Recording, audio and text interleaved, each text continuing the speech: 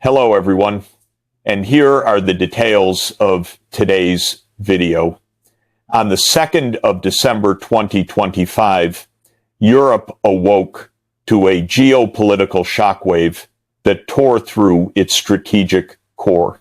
According to a report circulated quietly among senior EU officials, the United States, long presumed to be the immovable anchor of Western unity, had privately signaled support for returning Russia's frozen central bank reserves, a staggering $300 billion held across Western financial institutions.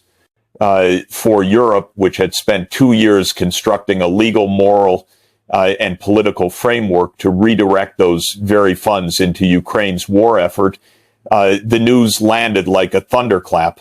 One Brussels diplomat put it with disarming clarity. If this is true, Washington just tore the spine out of our strategy. The magnitude of this shock cannot be overstated. Europe had built an entire wartime architecture on a single foundational assumption that Russia's frozen reserves would eventually be seized or at least transformed into a long-term financing mechanism to sustain Ukraine's military, stabilize Kyiv's wartime economy, and signal to Moscow that aggression carries irreversible economic consequences. In this worldview, the assets were not simply frozen, they were morally reassigned, already imagined as future ammunition, salaries, and reconstruction funds. Washington's sudden reversal shattered that assumption. It was not merely a policy divergence. It was the collapse of a mental universe Europe had carefully constructed to maintain unity, purpose, and public legitimacy. A contradiction opened instantly at the heart of the Western alliance. While the European Commission insisted these funds must be transformed into a permanent financial weapon against Russia, the United States appeared ready to use them as a diplomatic concession, perhaps even a peace offering to European policymakers. The timing made the reversal even more jarring. The United States had entered early-stage negotiations in Moscow talks from which Europe was conspicuously absent, and the frozen assets were one of Washington's few remaining levers of influence. Returning them would signal to Russia that America was prepared to shift from punishment to de-escalation. In diplomatic language, it was the kind of bold gesture that says, we are serious about ending this war. But to Europe, the gesture felt dangerously premature. EU officials argued that these funds represent the last major source of pressure capable of influencing Moscow's calculus. Without them, Europe feared losing both its leverage and its central role in shaping any eventual settlement. And beneath these strategic concerns lurked a deeper anxiety, one officials rarely voiced aloud. Is Washington now pursuing peace independently, even if doing so undermines Europe's strategy? The emotional impact within Europe was immediate and visceral. Years of speeches, public assurances, and carefully crafted narratives asserted that Russia would be forced to pay for its war. Now suddenly, the United States was signaling the opposite, that long-term stability might require returning the money, not confiscating it. In that moment, the transatlantic alliance felt less like a unified bloc and more like a fragile coalition of diverging interests, each wrestling with its own definition of victory, justice, and security. Europe's crisis had begun, and the shock was only the first tremor to understand why the United States would abruptly break with Europe on the question of Russia's frozen reserves. One must step into the deeper logic that Washington rarely articulates publicly a logic rooted not in moral absolutism, but in the cold arithmetic of geopolitical realism. What Europe perceives as capitulation, American strategists increasingly see as the only viable path to prevent the war from spiraling into a prolonged stalemate that could fracture Western unity and destabilize the global financial system. The first pillar of Washington's reasoning is brutally pragmatic. Negotiations require incentives, not ultimatums, and attempting to force a nuclear power into capitulation by permanently confiscating its sovereign reserves is neither realistic nor strategically sound.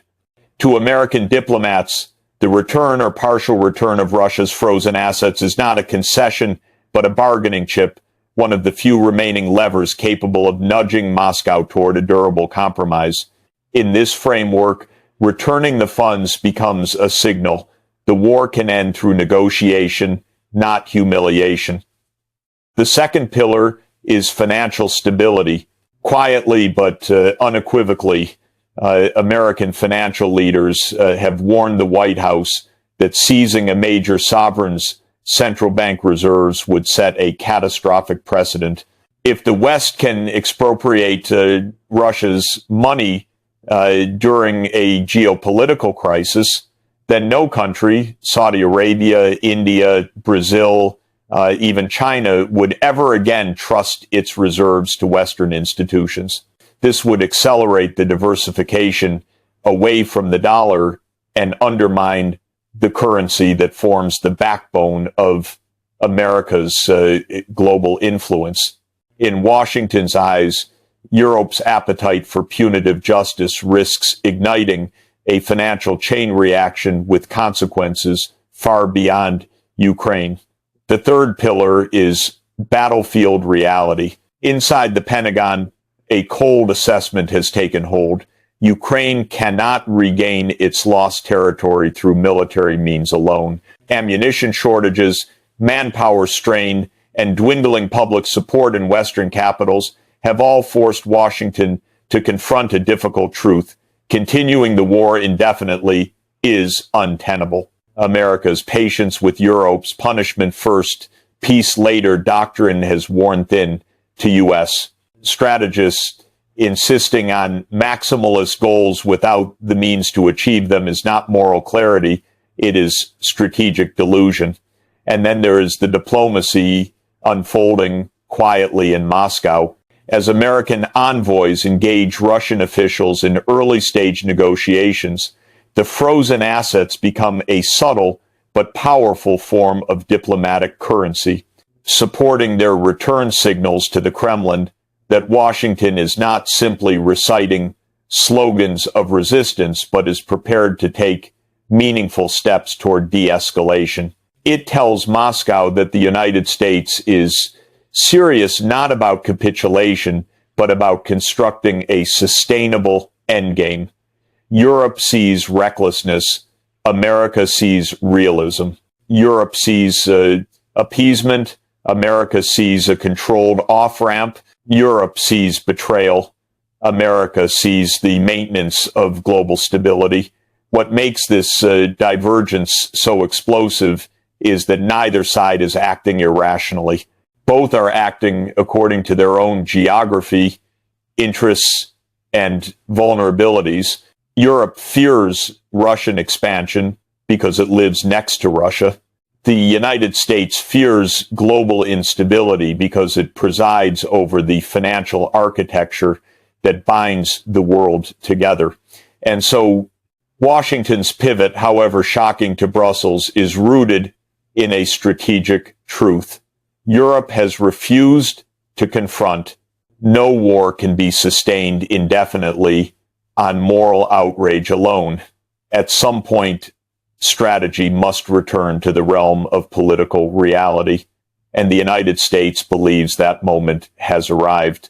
If Washington's shift was a geopolitical tremor, the reaction in Europe resembled a political earthquake. The moment the Caliber report reached Brussels, senior EU officials plunged into an emergency conference call that stretched late into the night, less out of surprise than out of dread. What they feared had finally materialized. The United States had publicly broken from a strategy that Europe assumed would bind the West together. The illusion of unity, so carefully maintained over 2 turbulent years, shattered in an instant. For nearly 2 years, Europe had built its entire Ukraine financial architecture on a single, unspoken belief that the 300 billion in frozen Russian reserves would eventually be seized or leveraged indefinitely to sustain Ukraine's war effort. This was not merely an economic calculation. It was psychological scaffolding. European leaders told their publics that Russia would be forced to pay. They told Kyiv that the West would not waver. They told themselves that financial punishment could compensate for military and industrial shortcomings.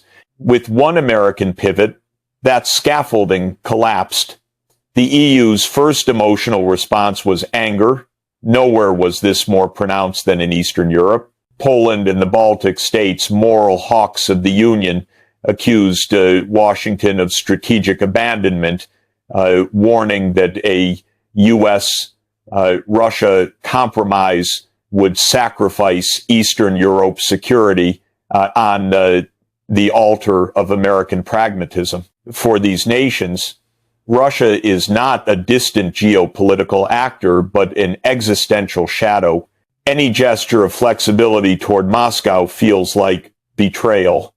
France, eager to assert European autonomy whenever Washington stumbles, framed the American position as selfish, realpolitik disguised as diplomacy. Even Germany, typically cautious in tone and allergic to confrontation with Washington, reacted with quiet frustration. Berlin feared not only the loss of leverage, but the loss of control over the narrative. If America reshapes the settlement without Europe, Germany's influence evaporates. But beneath the loud outrage lay a quieter, more fragile political truth, one that European leaders avoided admitting in public. Several Western European states, including Italy, Spain, Greece, and segments of Germany's economic establishment, had long been uneasy about the idea of permanently confiscating Russian reserves. They feared decade-long legal battles, potential retaliatory measures, and the erosion of investor confidence in a Europe already strained by inflation, fragmentation, and industrial decline. For these governments, Washington's reversal felt less like a betrayal and more like vindication, and yet none could say so openly. To do so would fracture the fragile facade of EU unity and expose deep ideological divides over how the war should end. This divergence is what gives the crisis its explosive potential. Europe is not simply angry at the United States, it is terrified that Washington's move will expose just how internally divided Europe truly is. For months, Brussels projected a sense of unified purpose, insisting that the continent stood together in pursuit of justice and deterrence. Washington's shift now forces Europe to confront a painful dilemma. Should it continue pushing for a prolonged conflict built on punitive ideals, or begin preparing for a negotiated peace that may leave Russia holding some of its gains? Both paths carry enormous political cost. For these governments, Washington's reversal felt less like a betrayal and more like vindication, and yet none could say so openly. To do so would fracture the fragile facade of EU unity and expose deep ideological divides over how the war should end. This divergence is what gives the crisis its explosive potential. Europe is not simply angry at the United States, it is terrified that Washington's move will expose just how internally divided Europe truly is. For months, Brussels projected a sense of unified purpose, insisting that the continent stood together in pursuit of justice and deterrence. Washington's shift now forces Europe to confront a painful dilemma. Should it continue pushing for a prolonged conflict built on punitive ideals, or begin preparing for a negotiated peace that may leave Russia holding some of its gains? Both paths carry enormous political cost. What makes the current rupture so destabilizing is not the disagreement itself, but what it reveals. The West is no longer one strategic entity. It is now two Wests, each guided by a different philosophy of war, peace, and the future of Europe. And the dispute over frozen Russian assets has torn away the veneer that once concealed this divide. In truth, Washington and Brussels have been drifting apart for months. The American reversal merely forced the divergence into the light. At the center of this divide is a clash between European moral absolutism and American geopolitical pragmatism. Europe wants punishment, an outcome in which Russia pays in perpetuity for its aggression. This impulse is not irrational. It is rooted in Europe's painful history, in lived memory of invasion, occupation, and the fragility of borders. For many Europeans, especially in the East, a Russian victory would not merely reshape the map, it would resurrect ghost thought buried decades ago. Washington sees the war differently. The United States does not live next to Russia. It does not carry Europe's historical trauma. It sees the conflict not as a civilizational struggle, but as a dangerous imbalance in the global system, one that must be corrected before it provokes broader instability. To American strategists, endless escalation with a nuclear superpower is not moral clarity, it is strategic suicide. Hence the shift. Negotiations must begin, incentives must be offered, and maximalist fantasies must give way to reality. This difference in worldview produces different fears. Europe fears that negotiation equals surrender. The United States fears that avoiding negotiation equals catastrophe. The rift extends far beyond geopolitics. It cuts into the architecture of NATO itself. For decades, the alliance has operated on the presumption of synchronized strategic vision. Europe supplies moral legitimacy. America supplies power. But now, with Washington privately pursuing a diplomatic opening in Moscow while Europe's eastern flank demands escalation, NATO cohesion is buckling. The frozen asset dispute is merely the first public crack in this fracture. Each side sees the other as dangerously misguided. Europe sees Washington as naively eager for compromise, willing to trade justice for stability. Washington sees Europe as strategically reckless, mistaking punishment for policy and emotion for strategy. The crisis exposes even deeper psychological truths. European leaders fear that the U.S. is preparing to move on, to stabilize the global order on its own terms, even if it means leaving Europe to shoulder the long-term burden of the conflict. American officials fear that Europe's insistence on punitive victory will prolong the war until Western unity and resources collapse under their own weight. The irony is that neither side wants a rupture. Both cling to the language of unity. NATO officials downplay divisions.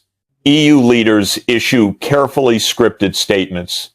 The White House insists the alliance is stronger than ever. But beneath the choreography, the tension grows. Two strategies, two visions, two futures. The divergence is no longer theoretical. it is structural, and if left unresolved, it threatens not just the conduct of the war, but the very foundation of the Western alliance itself. Thus, the story ends at a crossroads, not with triumph, not with surrender, but with a profound realization. The next moves made by Washington and Brussels will determine whether the war bends toward peace or whether the Western alliance fractures under the weight of its own contradictions.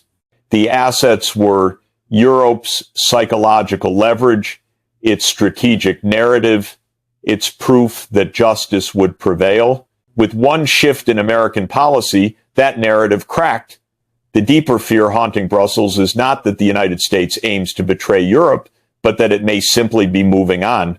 In quiet conversations, European diplomats worry that Washington is positioning itself for a post-war order in which the U.S. restores selective cooperation with Moscow, protects global financial stability, and refocuses its strategic energy toward Asia. Europe, by contrast, would remain geographically trapped beside a resentful, rearmed Russia with fewer resources, fewer guarantees, and less influence over whatever settlement emerges. This asymmetry of interests is what makes the current moment so perilous. Europe fears abandonment. America fears entanglement. Between these two fears lies a strategic chasm. The irony is that Washington's shift may indeed be intended as a catalyst for peace. By signaling readiness to return Russian assets under a negotiated framework, the United States is offering Moscow a gesture powerful enough to unlock serious diplomacy, something Europe, trapped in its moral absolutism, has been unable to offer. In the American view, peace cannot emerge from maximalist demands. It must emerge from incentives, however unattractive, that both sides can accept without humiliation.